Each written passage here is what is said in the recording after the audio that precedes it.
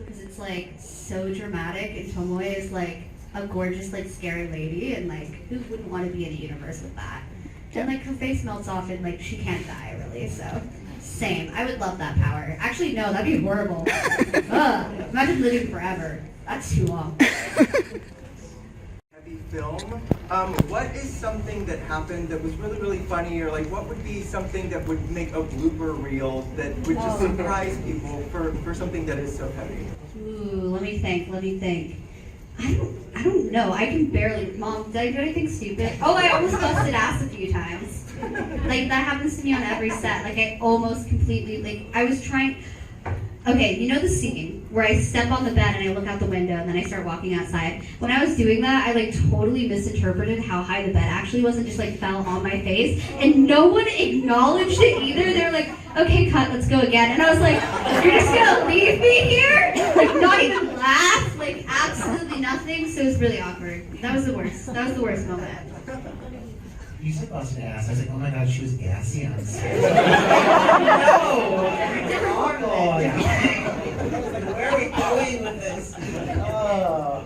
Okay, let me see those hands. I know there's a few more of you. Look at that shining light. You're bringing my attention.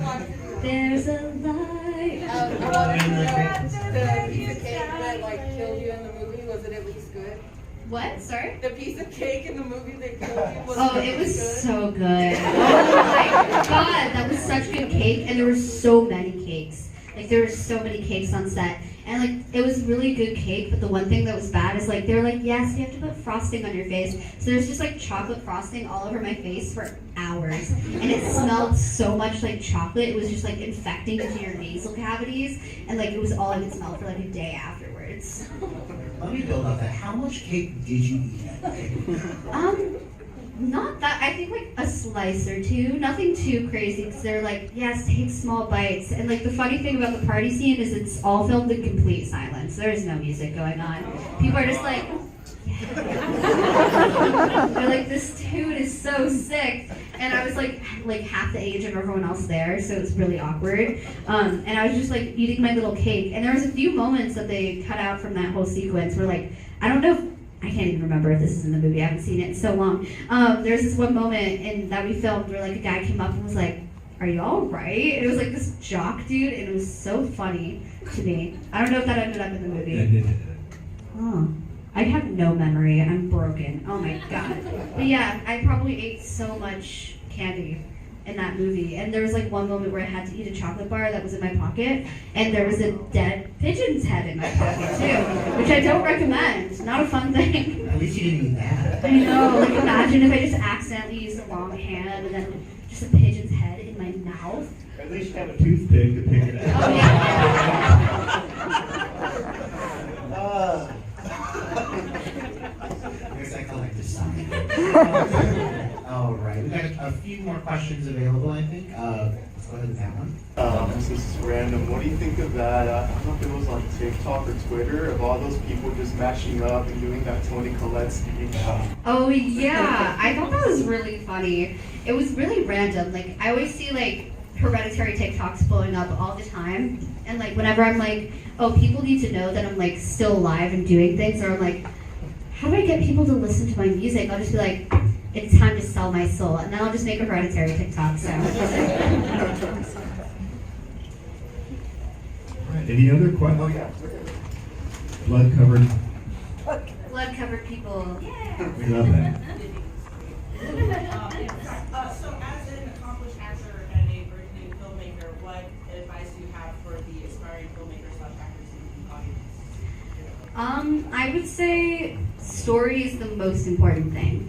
If you have a good story, it doesn't matter the skills you have, the equipment you have, but if you can tell like the story you want to tell, that's the most important thing. Like a movie doesn't have to be a good movie to be a good movie. Everything about a movie can be badly filmed, bad production, no money, but if it's a good story, it's a good movie. And the same with acting. If you really just know your character, that's all you really need. As long as you understand those like two basic things, you can pretty much do anything.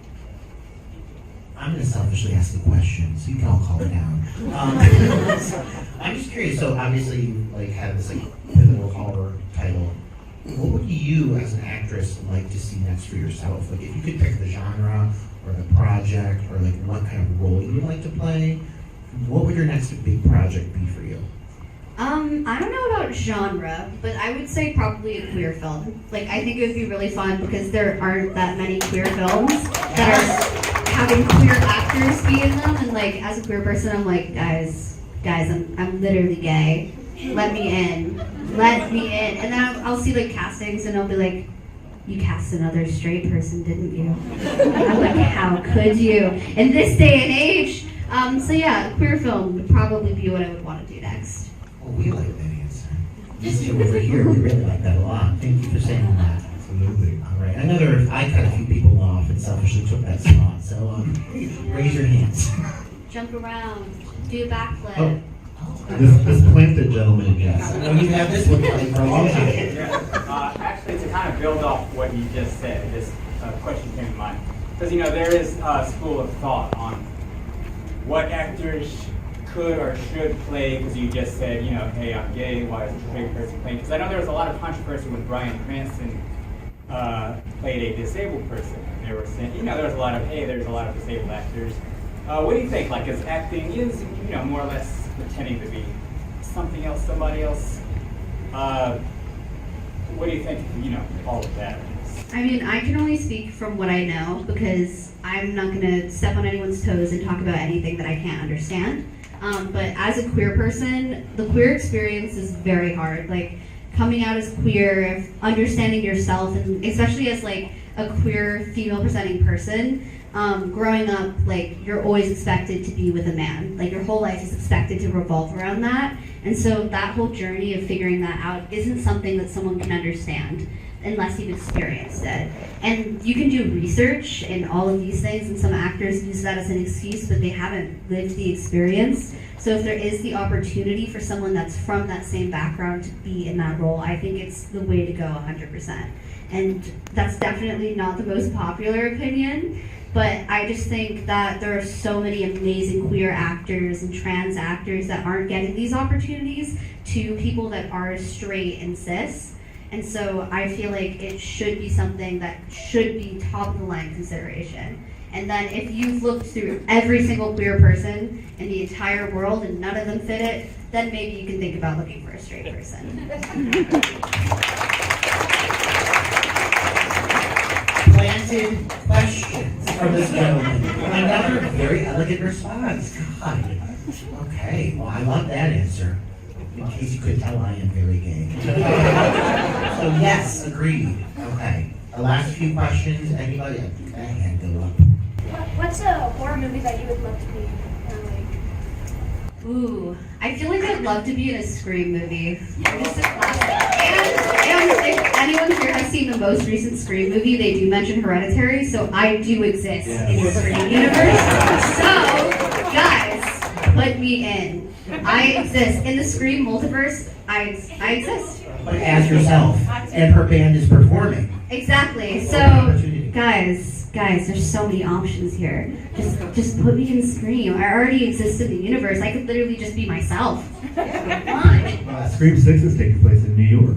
And guess who lives in New York? Exactly. Me. Look at these. Guys, it's all coming together. All come together. All Whoa. together. Milly Shapiro, Scream 6. I think it's a great idea. I'll die again. I'll do it. It would be an amazing opening death, right? Wouldn't that be awesome? I would be so dramatic too. And there's It's a Drew decapitation, Barrymore. too. Yeah. Why did Jenna Ortega get it? He should have got it. So speaking of Scream, do you have a favorite opening kill from Scream? I love the classic. You can't beat the classic.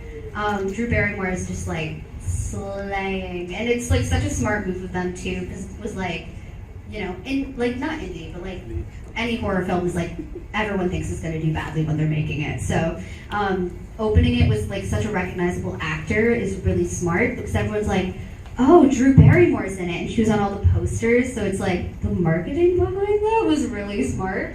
Might have to steal that apparently. Looking at like the thought process behind it, from like getting this film to do well, and then like actually Drew Barrymore just like slaying. She's so good at screaming. She's so good at scream. Haha. We've got time for, I'd say, 3 more, and we'll start with that gentleman. Short and sweet, are you any kin to the Shapiro family? No. More facts? No, I'm not. Shapiro is like the Smith of the Jewish community, so like it is very, very common last name. A lot of the times when people would immigrate, their names would be changed to Shapiro. So when my family came over, their names got changed, and now we're all Shapiros. So that's how it happened. No relation. I saw someone over there, yes. I saw someone over there, yes. Since you guys were such a dysfunctional family in the movie, was everybody on set though like super like Tony as a like motherly figure, or was like Alex like a good brother to you on set? Or was he actually not? I mean, Alex is a great kid. Everyone on set kind of had a different like acting process. So like Tony was like the type of actor where like she would like take moments beforehand and like seclude herself to really get into the brain power of it. And then Alex is a method actor, so I was like, "You're my brother this entire time."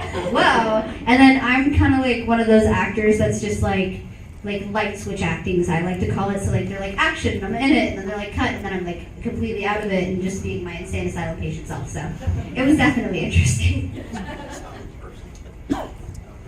And the last grand finale. Jump up and down. Who wants it more? Fight, fight, fight. That one question was so brief. We have keep it nice and tight. We got time for two more. Is there a director you would love to work with? Ooh, that's a good question. Probably Greta Gerwig, because I feel like she would be a really fun director to work with, and I love what she did. In my directing class in school, we watched clips of all the Little Women's, and hers was like the only one where I didn't want to like gouge out my eyes. Not to be dramatic, but it was like 8 a.m, and I was like, Christian Bale won't stop breathing. He's breathing so loudly, and that's the only thing I could think of. And then they showed her version, and it's just like, oh, these characters are actual people. Whoa. And she got her start as an actress in a Exactly. indie horror film, House of the Devil. So we could be the same. Come on, Greta Gerwig. We could be the same. She's making that new Barbie movie, right? I'm so excited for that. I'm ready, guys. I'm ready. Perfect. All right. We wrap it up with one. Any other questions? Final question. Make it good, or you bother. Question. That young woman. It's not really a question. I just wanted to say thank you so much for coming and how iconic of a horror queen you are, and that everyone here really appreciates you, and you're a star, baby. Thank you so much.